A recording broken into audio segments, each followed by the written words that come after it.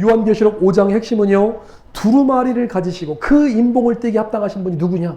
그분이 바로 우리 주 예수님이십니다. 예수님께서 피 흘려서 저와 여러분을 사서 하나님께 올려드렸어요. 자, 그래서 하나님의 나라는 예수님의 피에 만들어진 나라고요. 예수님의 피로 죄 용서받고 깨끗한 사람들이 우리가 천국 갑니다. 그리고 마지막 때 세상을 이기고 휴거되는 승리의 비결이 그럼 어디 있다는 거예요? 예수님의 피, 이 보혈의 능력이 있는 거예요. 할렐루야. 하나님의 은혜와 평강이 함께 하시기를 예수님 이름으로 축복드립니다. 오늘 말씀 제목은 요한계시록 5장 7 인봉과 그 비밀을 여는 어린 양. 우리가 영화나 여러분들 그 드라마를 보시면은 스토리가 있죠. 스토리. 요즘에 인기 있는 영화, 인기 있는 드라마를 보면요, 하나같이 스토리가 재밌어요. 그러니까 스토리가 좋다는 거예요. 그러니까 대본을 잘 썼다는 거죠. 그러니까 결국에 작품이 성공하고 실패하는 것은요, 어떤 스토리를 갖고 있느냐, 여기 달려있는 거예요. 자, 근데 세상을 보니까 이 세상에서 가장 놀랍고 가장 재미있는 스토리가 있어요. 자, 그 스토리가 어떤 스토리죠? 그렇죠. 가장 재미있는 스토리 하면은 성경이 나와야죠. 성경, 하나님의 스토리, 하나님의 말씀. 하나님의 말씀은요, 천지 창조로부터 종말에 이르기까지, 그러니까 인류의 구속사, 그리고 회복과 심판과 영원한 나라, 그 천국에 관한 메시지가 있는 거예요. 세상의 이야기들은요, 꾸며낸 이야기죠. 근데 하나님의 말씀은요, 지금도 살아 역사하는 생명의 말씀입니다. 그래서 하나님의 말씀은 지금도 그 예언이 성취되어지고 있고요. 하나님의 말씀이 지금도 살아 역사하시기 때문에 우리는 성경을 통해서 세상을 볼 때 하나님의 스토리, 이 말씀이 가장 재미있는 말씀이에요. 자, 그래서 하나님의 스토리는요, 우리의 영혼을 깨우고요. 하나님의 말씀은요, 우리 인생을 거룩하게 바꾸는 능력이 있어요. 근데 세상의 이야기는 달콤한 것 같고 재미있는 것 같아도요, 혼과 육을 자극하고요, 인간의 죄성과 본능을 건드려서 우리를 쾌락주의로, 인간의 본능으로 살게 하죠. 근데 하나님의 말씀은 우리를 하나님의 세계로 인도합니다. 우리를 천국으로 인도합니다. 그래서 세상에서 가장 위대한 작가가 있다면은 그분이 누구시냐? 그분이 바로 우리 하나님이시라는 거예요. 하나님이 성경 66권을 우리에게 주시고 하나님의 나라 일들에서 말씀하고 계세요. 그리고 이미 되어진 일들도 있지만 앞으로 되어질 일들을 말씀하고 있습니다. 자, 그래서 성경에 또 성경 안에 그 천국의 하나님 나라의 책이 있는데 혹시 천국의 책이 몇 권 있다고 생각하세요, 여러분? 천국에, 그죠? 많은 책들이 있죠. 근데 그 중에서 특별히 대표적인 책이 3개가 있는데 어떤 책이 있죠? 그죠? 생명책이 있고 행위의 책이 있고 또 기념책이 있죠.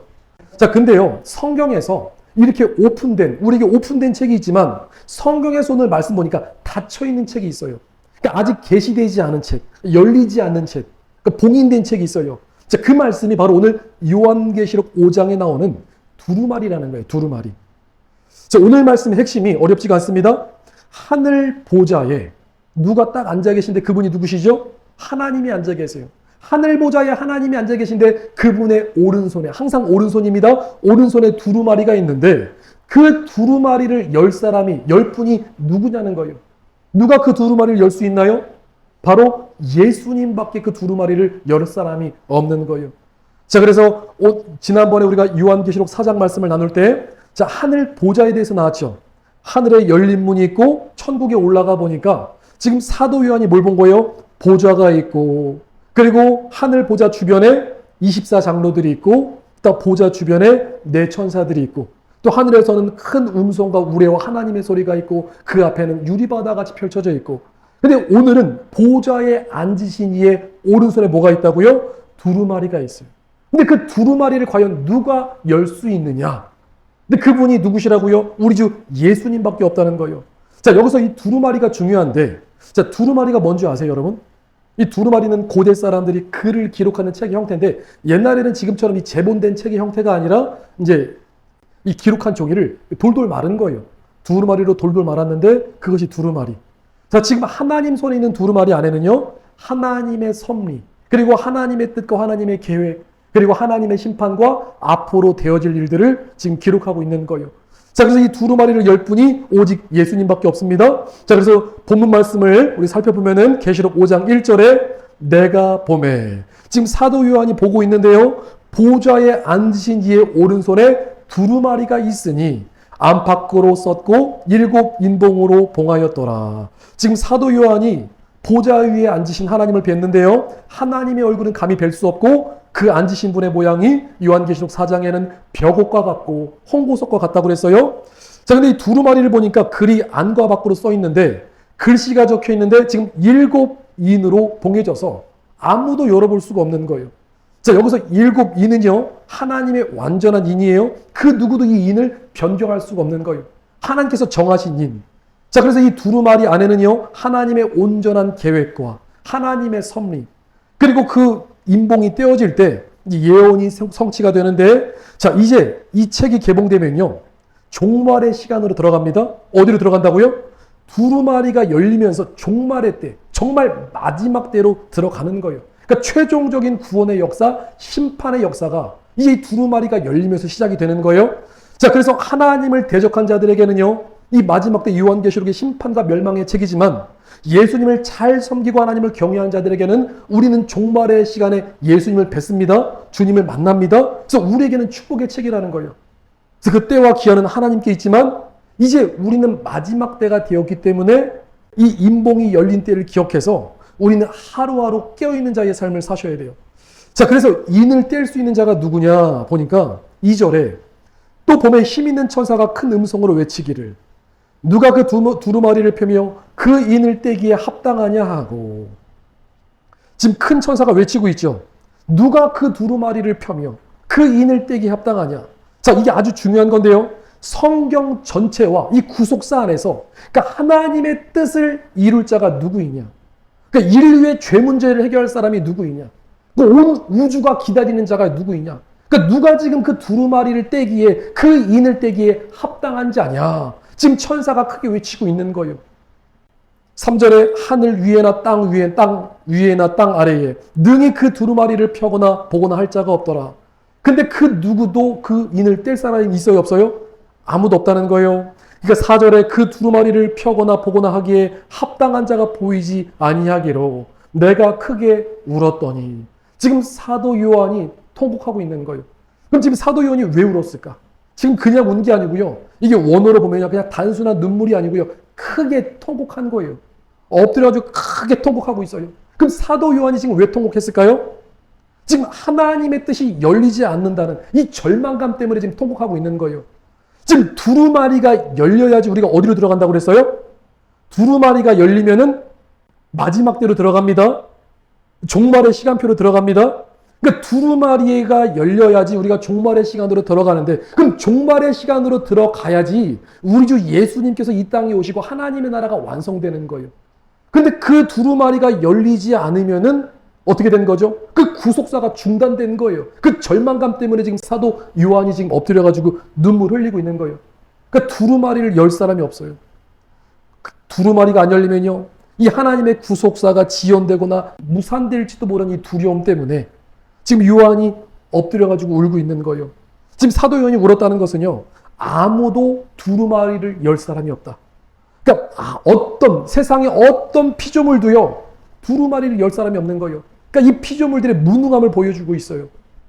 그러니까 요한이 운 이유는요, 단순히 호기심 때문에 무슨 내용이 있을까 궁금해서 운 것이 아니고 하나님의 뜻이 이루어지지 못할까봐, 그 세상의 구속사가 이루어지지 못할까봐, 그 세상의 모든 존재가 하나님의 이 뜻을 풀 수 없는 이 무능한 상태에 빠져있는 이 안타까움을 보고 지금 통곡하고 있는 거예요. 근데 우리에게도 이런 간절함이 있으셔야 돼요. 어떤 간절함이 있냐면요, 하나님의 뜻이 이 땅에 이루어지기를 우리는 간절히 기도해야 된다는 거예요. 만약에 하나님의 뜻이 막혀 있어요. 그럼 우리도 지금 사도 요한처럼 애통하는 마음이 있어야 되는 거예요. 우리가 때로 사업에 실패하고 어떤 어려움 겪어가지고 그것 때문에 통곡하겠죠. 그것 때문에 애통할 수 있겠죠. 그게 아니고 하나님께서 하나님의 뜻이 막혔을 때, 그리고 저와 여러분을 향한 하나님의 소명과 사명, 그 뜻을 감당하지 못했을 때 우리는 여기에 통곡해야 될 줄 믿습니다. 지금 사도 바울이 크게 울면서 절망감에 빠졌을 때요, 5절에 장로 중 한 사람이 나에게 말하되 울지 마, 울지 마. 요한아, 울지 마. 유다 지파의 사자 다윗의 뿌리가 이겼으니 그 두루마리와 그 7인을 떼시리라 하더라. 자, 지금 인을 뗄 수 있는 분은 누구밖에 없다는 거예요? 유다 지파의 사자 다윗의 뿌리가 이겼으니 승리하였으니 그 두루마리와 7인을 떼시리라. 예수님밖에 없는 거예요. 여기서 우리는 막 박수가 나와야 돼요. 아멘이시죠? 할렐루야. 누구밖에 없다고요? 그죠? 온 우주에서 그 두루마리를 뗄 수 있는 거, 이 구속사를 완성할 수 있는 거, 하나님의 나라를 완성하실 수 있는 분은 오직 예수님밖에 없는 거예요. 그럼 왜 나머지 사람들은 합당하지 않느냐? 자, 우리 주 예수님만이 우리를 위해서 피 흘려 죽으셨어요.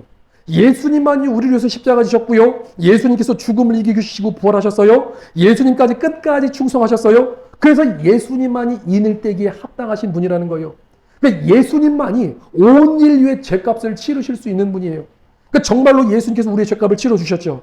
예수님이 정말로 이 땅에 인간의 몸을 입고 오셔서 고난받으시고 십자가에서 죽으셨어요.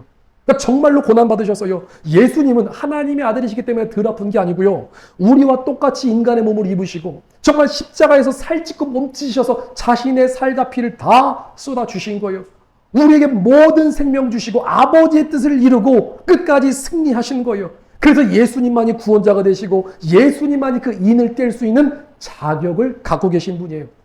그 어떤 천사도 자격이 없어요. 그 어떤 피조물도, 지금 보좌 주변에 있는 내 생물도 자격이 없어요. 오직 하나님의 아들이신 어린 양, 우리 주 예수님만이 자격이 있는 거예요. 자, 그래서 예수님만이 우리의 구원자가 되시고 신랑이 되십니다. 자, 그리고 예수님께서 이 땅에 다시 오셔야지만 구속사가 완성되는 거예요. 여러분들 혹시 구속사라고 아세요? 구속사? 이 구속사는 하나님이 우리 인간을 위해서 창세기로부터 요한계시록까지 펼쳐지는 전체적인 이 구원의 계획과 역사를 말하고 있어요. 자, 그래서 우리는 지금 예수님의 다시 오심을 기다리고 있죠. 지금 마지막 때는요, 재림신앙으로 무장한 저와 여러분들이 끼어있는 사람이에요. 이 구속사의 과정을 보면요. 자, 창세기에 인간이 어떻게 했죠? 하나님의 말씀에 불순종했죠. 타락했죠. 타락한 다음에 하나님께서 언약을 맺으시고 구원자가 보내주실 것을 약속하세요. 그리고 정말 하나님께서 아브라함과 이삭과 야곱을 통해서 이스라엘의 민족을 택하셔서 이스라엘 통해서 다윗의 뿌리에서, 그렇죠? 유대지파의 사자 다윗의 뿌리에서 예수님 보내주시고 예수님께서 십자가에서 죽으시고 부활하셨어요. 근데 거기서 끝난 것이 아니고 예수님께서 승천해서 올라가신 다음에 다시 오심을 약속하셨어요. 그래서 예수님께서 다시 오셔야지만 영원한 하나님의 나라 마지막 때가 완성됩니다. 구속사가 완성됩니다. 그래서 우리가 반쪽짜리 복음이 되면 안 되는 게 예수님께서 나를 위해서 십자가에 죽으시고 부활하시고 여기서 끝난 것이 아니라 반드시 우리 주님께서 속히 이 땅에 오셔서 하나님의 나라를 완성하셔야 되는 거예요. 그래서 우리가 지금 붙잡고 있는 재림의 신앙은, 이 마지막 때의 신앙은요, 여러분들과 정말 잘하고 있는 거예요. 하나님께 칭찬받을 이 신앙이라는 거예요. 그래서 구속사의 완성은요, 예수님의 다시 오심을 통해서 완성됩니다. 자, 6절 말씀 보니까 이제 유다 지파의 사자 어린 양이 등장하시는데요. 6절에 내가 또 보니 보좌와 내 생물과 장로들 사이에서 한 어린 양이 서 있는데 일찍이 죽임을 당한 것 같더라. 그에게는 7뿔과 7눈이 있으니 이 눈들은 온 땅에 보내심을 받은 하나님의 7영이더라. 자, 7뿔은 권세를 얘기합니다. 힘을 얘기하죠. 자, 뿔이 7개 달렸어요. 어린 양이 등장했는데 뿔이 몇 개라고요? 7개. 눈이 몇 개예요? 7개. 좀 신비롭죠? 뿔도 7개, 눈도 7개. 뿔은 권세를 말하고요. 7은 완전수지요. 그래서 7뿔, 7눈은요, 하나님과 항상 함께하는 7영이에요. 그러니까 주님의 이 권세와 능력, 하나님의 완전한 지혜를 지금 말씀하고 있는 거예요. 그리고 지금 이 모습은요, 어린 양의 모습으로 예수님 등장하셨는데요. 지금 이것은 상징으로 얘기하는 것이 아니라 지금 사도 요한이 천국에서 본 그대로를 얘기하고 있는 거예요. 지금 사도 요한이 뭘 본 거예요? 어린 양을 본 거예요. 정말로 어린 양을 본 거예요. 자, 그래서 이거는 우리가 이 성경을 볼 때 어린아이와 같이 보라고 그랬죠. 지금 사도 요한이 어린 양으로 나오신 예수님을 본 거예요. 실제 예수님의 모습은 인간의 형상을 입으신 영광의 재부활의 모습을 갖고 계시지만 지금 예수님께서 어린 양으로 등장하신 것은 예수님이 어린 양이심을 각인시키기 위해서 지금 그렇게 나타나신 거예요. 자, 그래서 예수님 당시에 세례 요한이 예수님을 보고 어린 양으로 했죠. 어린 양. 요한복음 1장 29절에 세례 요한이 예수님께서 자기에게 나오심을 보고 이르시되 보라, 세상 죄를 지고 가는 하나님의 어린 양이로다. 지금 본문 말씀에 어린 양이시다. 예수님께서 어린 양의 모습 그대로 나오셨어요. 자, 7절 말씀에 그 어린 양이 나와서 보좌에 앉으신 이의 오른손에서 두루마리를 취하시니라. 오늘 말씀에서 가장 영광스러운 장면이 바로 이 7절 말씀인데, 지금 어린 양이 나와서 말씀의 핵심입니다. 보좌 위에 앉으신 하나님의 손에 있는 이 두루마리를 지금 취하시는 거예요. 그러니까 하나님 아버지의 것을 지금 예수님께서 받으신 거예요. 그 자격은 누구밖에 없다고요? 예수님밖에 없다. 자, 그래서 지금 예수님께서 이 두루마리를 받으셨어요. 8절에 두루마리를 취하심에 내 생물과 24장로들이 그 어린 양 앞에 엎드려 각각 검은 고와 향이 가득한 금대접을 가졌으니 이 향은 성도들의 기도드리라. 지금 보좌 주위로 요한계시록 4장에 나오는 24장로들, 지금 또 4명의 생물들이 있죠.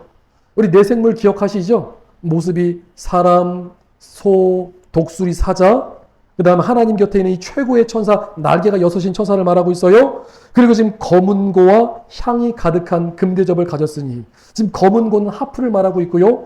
금대접에 지금 성도들의 기도가 담겨 있어요. 자, 우리가 이 모습을 보면서 꼭 기억하셔야 되는 게, 저와 여러분들이 오늘 이 밤에 기도할 때요, 그 기도가 지금 어디에 담겨 있다는 거예요? 금대접에 담아가지고, 그러니까 기도가 지금 하늘로부터 하늘로 올라가는 거예요. 그러니까 지금 천사들이 우리 주변에 있어서 우리가 기도할 때, 우리가 기도하면 그 기도를 받아서 어디로 올라가죠? 아버지 보좌 앞으로 올라갑니다. 그래서 우리가 기도의 잔을 채우고 눈물의 잔을 채우셔야 돼요. 그러니까 우리 성도의 의무는요, 기도의 잔, 눈물의 잔을 채우는 게 우리의 의무입니다. 우리는 아버지 앞에 드릴 수 있는 것 중에 하나가 하나님께 기도를 올려드려야 될 줄 믿습니다. 기도를 통해서 하나님의 나라가 세워져 가는 거예요. 여러분들, 우리가 드릴 수 있는 게 참 많아요. 찬양과 감사, 그리고 기도.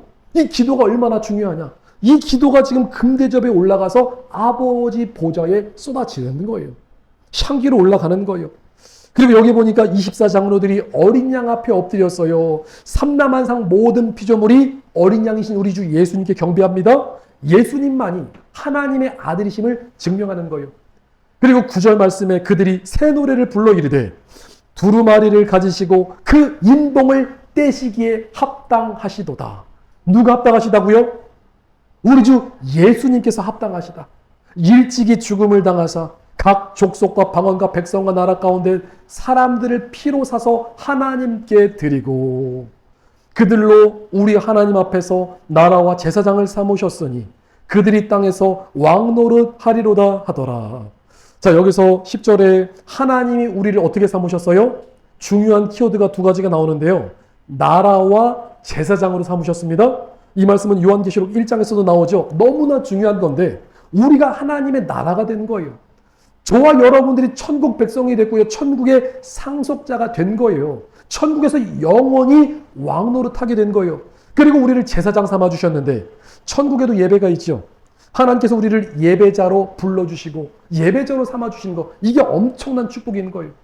우리가 이 땅에서도 그렇지만 천국 가서도 사람 안에, 우리 마음 안에 가장 귀한 마음, 가장 축복된 마음이 있는데 그게 혹시 뭔지 아세요, 여러분?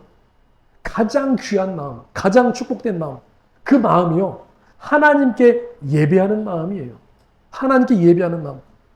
그래서 우리를 제사장 삼아주셨다는 것은요, 하나님께 예배할 수 있는 축복을 주시는 거, 엄청난 은혜라는 거예요.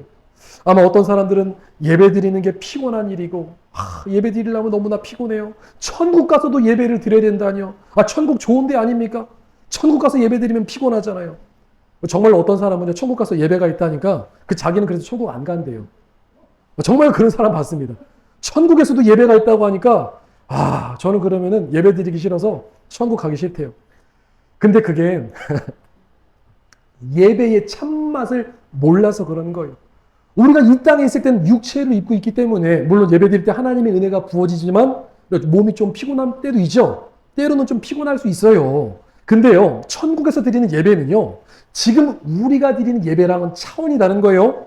천국 가면요, 지금 보좌 누가 앉으셨어요? 하나님 앉아 계시죠. 자, 어린 양 예수님께서 사람의 모습으로 계시는데요, 예수님과 천사와 하나님의 자녀들 모든 성도들이요 하나님을 예배합니다. 그때는 눈과 눈이 마주쳐서 정말 우리가 주님 앞에 예배합니다. 그 천국 가면 우리가 부활체를 입게 되는데 예배를 통해서 하나님의 은혜와 감사와 기쁨과 사랑, 그 놀라운 은혜가 우리한테 흘러 넘치는 거예요. 그래서 이 땅에서는 우리가 연약한 인간의 몸을 입고 드리기 때문에 아직은 온전한 예배가 될 수가 없는 거예요. 그러니까 진짜 참된 예배, 진정한 예배는요, 천국에 가면은 그때 그 기쁨과 영광과 감격과 그 은혜를 경험할 수 있는 거예요. 그래서 지금 우리가 이 땅에서 드리는 것은요, 그냥 하나의 예배의 모형이라고 할 수 있어요. 그러니까 참된 예배는 어디서 드릴 수 있어요? 주님 나라 올라가면 드릴 수 있어요. 그래서 우리가 하나님 우리를 나라와 제사장으로 삼아주셨다. 우리를 예배자로 삼아주셨다. 엄청난 축복이 있는 거예요. 자, 그래서 우리 안에 복된 마음, 축복의 마음, 어떤 마음이라고요? 예배하고자 하는 마음. 이 마음이 축복의 마음입니다. 그래서 우리 모두에게 예배하고자 하는 이 예배의 마음이 함께 하시기를 예수님 이름으로 축복드립니다. 그래서 우리가 하나님의 나라가 되고 이 제사장이 된 것은요, 그냥 된 게 아니고 우리가 받은 구원은요, 공짜로 된 게 아니에요.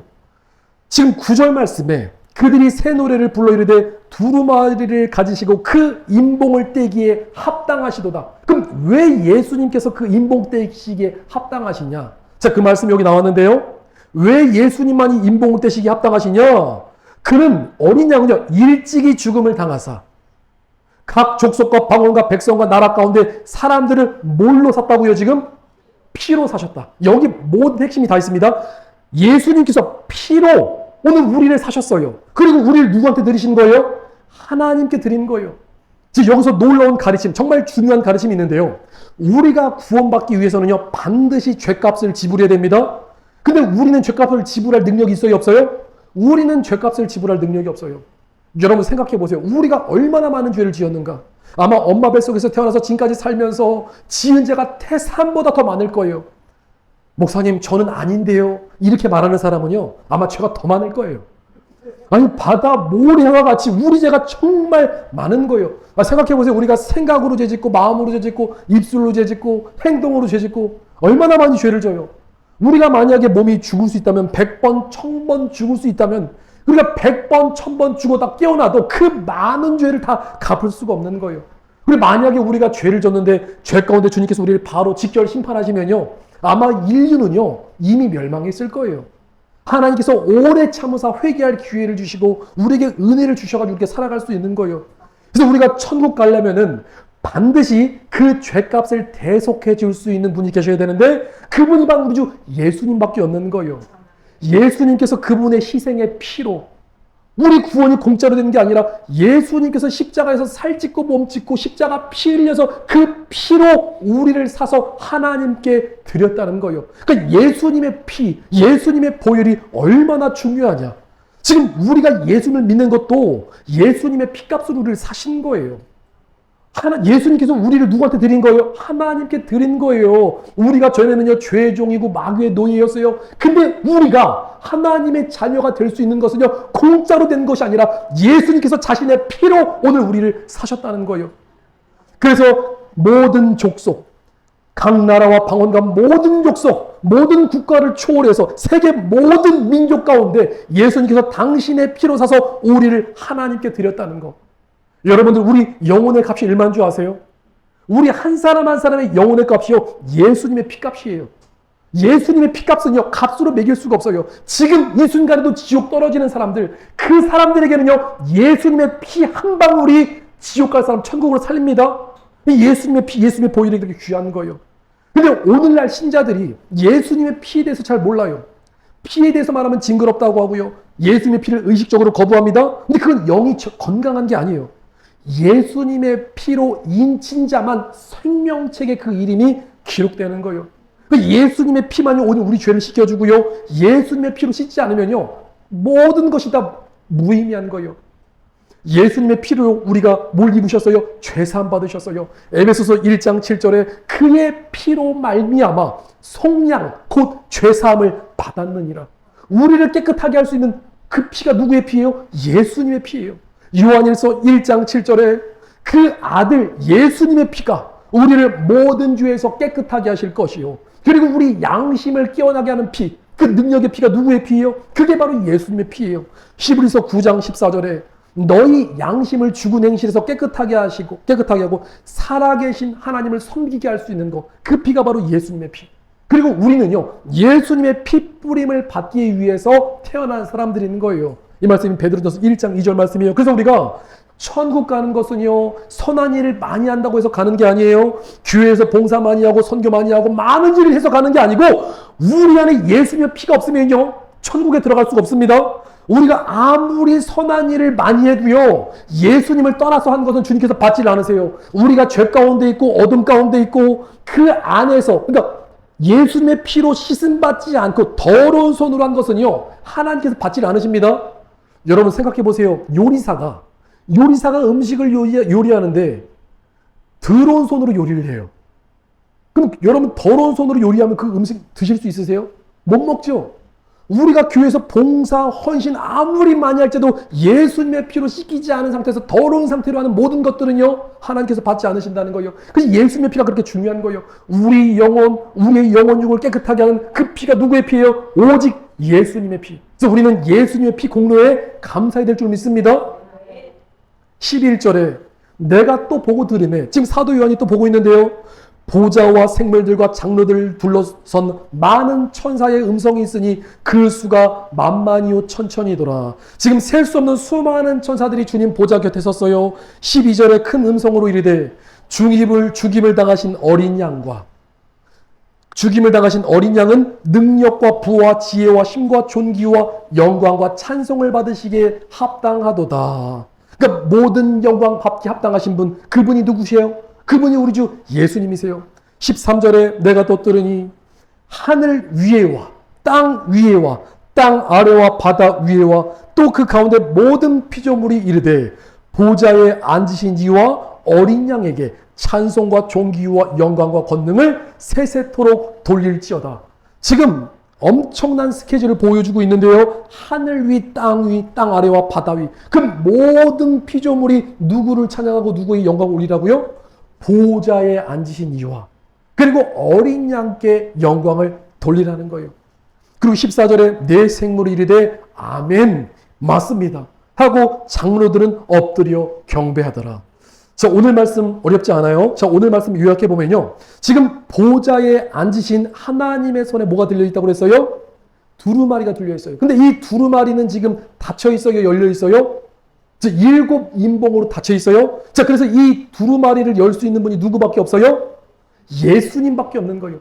왜 예수님만이 이 인봉을 떼실 수 있느냐? 예수님만이 인봉을 뗄 수 있는 이유가 어디 있다고 그랬어요? 예수님만이 일찍 죽임을 당하사 그 피로 오늘 우리를 사신 거예요. 자, 여러분들, 하나님의 나라는요, 예수님의 피로 만들어진 나라입니다. 뭘로 만들어졌다고요? 하나님 나라는요, 예수님의 피로 만들어진 나라예요. 자, 쉽게 말해서 우리가 예수님을 믿고 구원받았다는 것은요, 예수님의 피로 죄인을 의인 만들었다는 거예요. 예수님의 피로 우리가 의인됐다는 거에서 하나님의 나라는 예수님의 피를 경험한 사람들이 올라갑니다. 자, 그래서 피의 주인공이 예수님이시고 예수님만이 천국의 주인이시고 예수님만이 인을 떼실 수 있는 거예요. 그래서 삼라만상의 모든 피조물, 모든 존재가 지금 하나님을 찬양하고 보좌에 앉으신 이와 그 어린 양을 찬양하는 모습이 바로 요한계시록에 있는 5장 말씀. 자, 근데 오늘 말씀에서 가장 중요한 포인트가요, 예수님의 피에 있어요. 왜 예수님께서 어린 양으로 나오신 줄 아세요? 많은 모양이 계신데 왜 예수님께서 어린 양으로 나오셔가지고 그 인을 받으셨을까? 이 두루마리를 받으셨을까? 세상 죄를 지고 가는 하나님의 어린 양. 자, 예수님을 생각할 때요, 우리는요, 예수님의 피, 예수님의 십자가 공로를 기억하셔야 돼요. 오늘 어린 양으로 나오신 이유가요, 예수님의 십자가, 예수님의 피를 기억하라는 거예요. 예수님께서 십자가에서 살찌고 몸짓어가지고 우리에게 생명과 피를 흘려주신 세상 죄를 지고 가는 하나님의 어린 양, 이걸 기억하라는 거예요. 그러니까 모든 은혜가 예수님의 피로 된 거예요. 그래서 주님께서 물으시는 게 이거예요. 너희는 나 예수를 사랑하느냐? 너희는 내가 피 흘림에 감사하느냐? 예수님의 피에 생명이 있는 거예요. 근데 오늘날의 사람들이 예수님의 십자가 피 공로를 너무나 가볍게 생각하죠. 사람들이요, 예수님의 십자가, 예수님의 피 흘려 죽으신 것에 대해서 당연하게 생각하고요, 여기에는 별 관심이 없어요. 그러니까 주님의 은혜에 감사하는 마음이 별로 없다는 거예요. 자, 근데 이게 너무나 무서운 건데, 감사하는 마음이 없어요. 예수님의 십자가, 예수님의 보혈에 감사하는 마음이 없다는 것은요, 자, 우리가 선물 받으면은, 여러분들 귀한 선물 받으면 뭐가 나오죠? 미움이 나오나요? 감사가 나오나요? 감사가 나오죠. 근데 우리가 예수님의 십자가, 그분의 피의 보혈에 감사하는 마음이 없다는 것은요, 어떤 의미로 하나님께 받은 게 있다는 거예요, 없다는 거예요? 받은 게 없을 수 있다는 거예요. 이게 무슨 말씀인 거예요? 우리가 지금 교회만 다닌다고 되는 게 아니로 교회에서 우리가 항상 예수님의 피, 그리고 예수님의 십자가를 내가 지금 경험했느냐, 이게 중요하다는 거예요. 그 예수님의 십자가, 예수님의 피를 경험한 사람들은요, 하나님 앞에 감사하게 될 수 있다. 감사가 나올 수밖에 없는 거예요. 자, 그래서 우리가 분별해야 될 가짜 복음이 있는데, 십자가가 없는 복음은요, 예수님의 피 복음이 없는 복음은요, 가짜입니다.